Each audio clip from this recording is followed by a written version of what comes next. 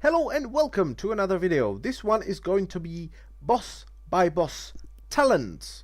What does that mean? It means that I will go through every single boss of Throne of Thunder and I will tell you what I think about which talents you should pick. This is kind of a request. I had a guy asking like, hey, you said you like Force of Nature, but when I look up your armor you have Incarnation. What's with that? And that's why. You're gonna use different talents depending on the boss you're fighting. And of course, we're gonna start off with the nasty Jinrock the Breaker. So sit back and enjoy. Talents that are not highlighted are either optional or do not matter in any way, shape or form. So let's start with Displacer Beast. Displacer Beast is amazing for this fight. If you get Focused Lightning, you can just blink out of the water and be safe. You can blink into the water. Really good. Saves you a lot of DPS. So Displacer Beast is a definite yes for this fight. Nature Swiftness is overall the best out of the three, because you can save other people, not just yourself. So that's amazing. Instant combat rests are also good. Force of Nature I feel is the strongest one for this fight because it's very flexible. Oh, we just bloodlusted and I got Focused Lightning. I have to move. I can't do a lot of DPS, so I'm just gonna save my treants. When I get back into the water, I'm just gonna use all of them and do my deeps. Nature's Vigil, I thought Heart of the Wild is better, but then a subscriber of mine was like, hey, Nature's Vigil is really good for this fight. So I tried it out. It is. Get Nature's Vigil. You can get it for every single water. Some nice healing and damage increase. So yeah, Nature's Vigil, really good. Those are the talents for Jinrock the Breaker. Let's move on to Horidon. Calabaste! During the Horidon encounter, he will continuously charge people, and right after he uses his charge, he will use double swipe. Now there is a way to completely negate this mechanic. What you will do is position Horidon in such a way that when he's about to charge someone, they can run in front of his face, and Horidon's not gonna move, he's just gonna double swipe. With Displacer Beast, this is really easy. He's about to charge you, you blink right in front of his face, everyone is safe, and everyone is happy. Next, Incarnation. On this fight, if you use Incarnation in combination with Celestial Alignment, you're just gonna double dot everything and murder everything. You're just gonna proc so many Star Surges. It's awesome. You have a lot of deeps, many deeps left side. It's really good. Ulsus Vortex is kinda good because when Tank has his death ball near one of the gates, you can dump Ulsus Vortex, and if someone pulls aggro, the mob just jumps right back. Also, I would recommend Heart of the Wild, because when War God Jalak jumps down at the end of the encounter, it's sometimes good to have that extra healer for 45 seconds. I would definitely recommend Heart of the Wild while you're trying to progress Horizon, because, you know, it's a really good cooldown. Moving on to Council of Elders. I'm gonna go with Feline Swiftness. There's just too much stuff that you can stand in and take damage from or even die from. So moving faster is actually really good. It's not a definite yes, it's a recommended yes, but it's not a definite yes. If you want to use Displacer Beast, then it's not that big of a deal. Nature Swiftness, as I've said, there's a lot of stuff to take damage from or to die from. So that instant healing touch on someone who's dipping really low could be awesome. Now I'm gonna skip Incarnation for a while, and I'm gonna go with Typhoon and Mighty Bash. These two are really awesome when you're dealing with the shadowed or blessed lower spirits. You can knock them back and you can stun them. It's really good. Now Incarnation and Nature's Vigil, that's the burstiest burst of them all for a Boomkin. And that's what you want. You want a big bloodlust. You're gonna have a huge bloodlust. You're gonna have 500,000 bloodlust. And that's what you want. You want to kill Sil the Sankrol as fast as possible and make the encounter much easier by just eliminating him early on. Only to the talent for Council of Elders. Moving on to Tortoise, our lovely turtle. I would definitely go with Displacer Beast. There are just rock falls falling all around you. There's one about to land on your head and there's a turtle coming towards you. You're gonna cry. No, you're not. You're cool. You're just gonna blink away. Just be cool in sunglasses in the dark, like that. That cool. Or for turtle kickers such as myself, kick the turtle. Where's the turtle? On the other side of the room. Just blink behind it, kick it, and everyone's gonna be happy. Nature Swiftness, that's pretty much the same thing as with Council of Elders. Someone's gonna get low, you can pump them up with a really big heal. Costs you nothing, it's instant, no problem. Fairy Swarm, really good. You know why? Because you can slow down the turtles even more. They nerfed them, they slow them down quite a bit, but you can slow them down even more. And that is a beautiful thing. Force of Nature wins for me. Some people are going to be like, no, you need to use Incarnation. But the truth is, you're probably going to get about one good Incarnation during this fight. Then you need to move, it's going to be interrupted, and you cannot cast very much. This is a very heavy movement based fight. You need to be moving all the freaking time, so Force of Nature feels like a really good choice for this one. And Heart of the Wild, if your healers are bad and they run out of cooldowns, first of all, you need to shout at them because they're bad, and it's sometimes good to have that another healer. It's as simple as that. It's just really strong cooldown, so it's good. And next is Megara. For this fight, I picked Displacer Beast again. It's a panic button. If sometimes you just get tunnel vision, it happens. You're not gonna notice the acid rain, and your healer's like, "Oi, there's stuff right next to you. How can you not see it? Where? Oh shite!" You Displacer Beast away. You're good. You're not gonna take as much damage. Healers are gonna be really happy. Nature's Swiftness. Again, I probably shouldn't have included this one because it's same every time. Someone's gonna drop really low, you can heal them. It's not just for you. And its on combat resist again are awesome.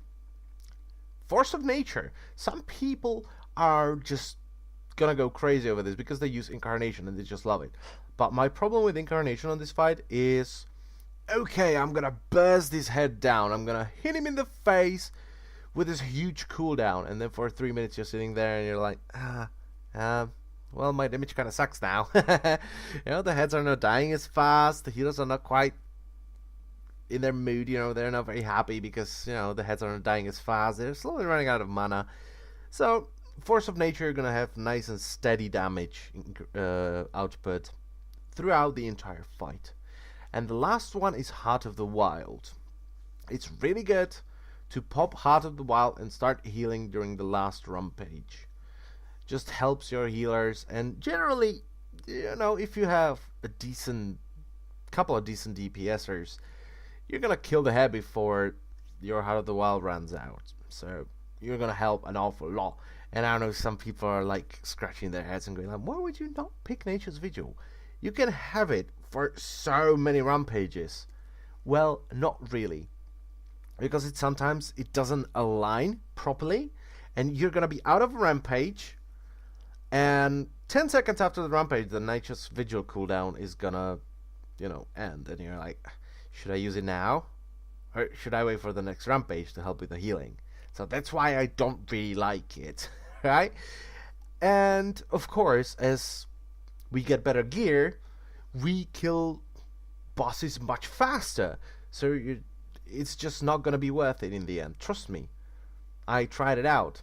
I did pretty much every boss of Throne of Thunder with some crazy combinations of glyphs and talents, and I know what to do. Or at least I think I do. So yeah, that's it. Next boss is Jikun, who's a really big cock. Quite a nice cock as well. And we're gonna start off with Displacer Beast because of one thing, and it's called Downdraft. If you're about to fall off the platform, you can use Displacer Beast and get right underneath the boss's ball sack. Do birds have ball sacks? I don't think they do. Anyway, Nature Swiftness, again, the same thing. Incarnation, yeah, it's really good because when you get the nourishment buff, the primal nourishment or whatever it's called, from the food. If you eat the bird's food, if you're a bastard like me, you like eating their food that their mum throws them, you're gonna use Incarnation, you're gonna have nice big numbers. And out of the wild, again, overall it's much better for DPS, and it's just good towards the end of the fight when healers might be struggling and they're bad. When they're bad and they're struggling, you can help them. And that's about it. Moving on to Durumu, the Forgotten. There are few things that you need to think about when taking Displacer Beast. There are reasons for it, and I'm gonna go over them. If you take Feline Swiftness in this fight, and you're gonna get the red beam, you're gonna be faster than most of the people. They're not gonna keep up with you, and they're gonna leave the beam, where it's gonna take damage. Healers are gonna be pissed. You tell them to fuck off, and stuff like that. You know that kind of stuff. So Displacer Beast is really good. You're just not gonna be faster than people. You can get into beams much faster, take life drains off of people much faster, and during the maze phase, you can get to the gap much faster. So yeah, really good. Nature Swiftness, same thing. Force of Nature wins. Why? Because there's a lot of movement in this fight. Again, and we hate movement. Boomkins hate movement. And Incarnation, you need to stand still to use it properly. So, not really an option. And Force of Nature during the maze phase and the color phase, and when you're doing everything, you can just pop down the tree and he's gonna do its thing. They do not take an awful lot of damage, so they cannot die, and they're just generally good. Nature's Vigil, I really like it. You can use it on the pull, then during the color phase, then after the maze phase, during the color phase, and then the boss should be dead if your DPS isn't shit. So yeah, much better than Heart of the Wild in this fight, in my opinion. And next fight is Primordius. And as you probably know, Primordius needs to be kited around the room the entire encounter. So, Feline Swiftness, why? You're gonna have to move. You want to get ahead of Primordius, and every single time you have an instant cast, you want to move a bit. And with Feline Swiftness, you're gonna move that much further. It's really cool like this. Incarnation and Nature's Vigil, yeah. You have to stack 5 positive buffs on yourself, then you get mutated, and during this time you will usually have Bloodlust if you're really just competent, then you will have Prequel Pot. So you want to just use everything you have and smash him in the face as hard as you can, while you still have the mutated buff and Bloodlust and Pot. So yeah, Nature Swiftness, Feline Swiftness, Incarnation, and Nature's Vigil. Dark Animus time! This boss is awesome, by the way. I must say, I like it an awful lot. You want to use, if you're using the standard tactic, you want to use the same stuff you used on Primordius. Feline Swiftness, there's a lot of stuff flying about and robots running everywhere. Really good. Incarnation, Nature's Vigil. During the second phase, you need to do as much damage in as least time as possible in order to defeat this boss. So, big Bloodlust. Yay! Big numbers. We like big numbers, don't we? Don't we? Yeah, we do. So, yeah. But, there's also another tactic that we are using where, as matter swaps come in, I am the one that's standing back, and when someone gets matter swapped, I try to position myself in a way that when he gets matter swapped, his robot isn't gonna run and cross another robot, empowering him and killing the person that is tanking him. If you're doing that, then take Displacer Beast, and everything else stays the same. Next boss is Iron Quan. In this fight, there are 2 very good reasons to take Displacer Beast. One of them is Throw Spear. When the fissures come and they just spread around the room, you can jump over them with Displacer Beast. Next is Windstorm, where he pulls everyone towards the center of the room and you have to run through the tornadoes. You can blink through most of the tornadoes, and then you have to just run a bit. Nature Swiftness, same thing. In this fight I like Incarnation because there is not an awful lot of movement involved. And As you probably know, when there is not an awful lot of movement, Incarnation is the bee's knees, yo. Something like that. And Heart of the Wild, again, overall the best DPS choice. It gives us the most deeps. Also gives you some health, which is also good. And during the fist smash, yeah, it's gonna help towards the end of the fight. And next boss, it's actually two bosses, it's the twins. And twins are awesome. In this fight I prefer feline swiftness because of the freaking flowers. They're gonna spit this green stuff, and by the way, get your particle effects on ultra, otherwise you're not gonna see it and it's gonna put you to sleep and you're just gonna be like, are you serious? You got hit by that? It's the slowest ability in the world and you got hit by that? So feline swiftness for that is really good. For this fight I like Incarnation because you have two targets. So if you combine it with Celestial Linemen, you double dot them, you're gonna see some huge DPS. And Heart of the Wild, again, the highest DPS choice. And the last, the lovely Leishan, the last boss of this tier. Radin doesn't count. You know why he doesn't count? Because he's heroic optional boss. He's also a bit shit compared to Leishan now, let's be totally honest, right? For this fight, this Blazer Beast is the best. Simple as that. Thunderstruck, displace your beast away. Lightning Whip, displace your beast away. And many other things. Just get displace your beast. It's really awesome. I did this boss with two setups. And I killed it with those setups. I had Incarnation and Nature's Vigil. Then I had Force of Nature and Heart of the Wild. I can honestly tell you that Force of Nature and Heart of the Wild wins. Because there is a lot of movement. Especially in the last phase. And the healing from Heart of the Wild is just amazing during the last phase. So Force of Nature and Heart of the Wild.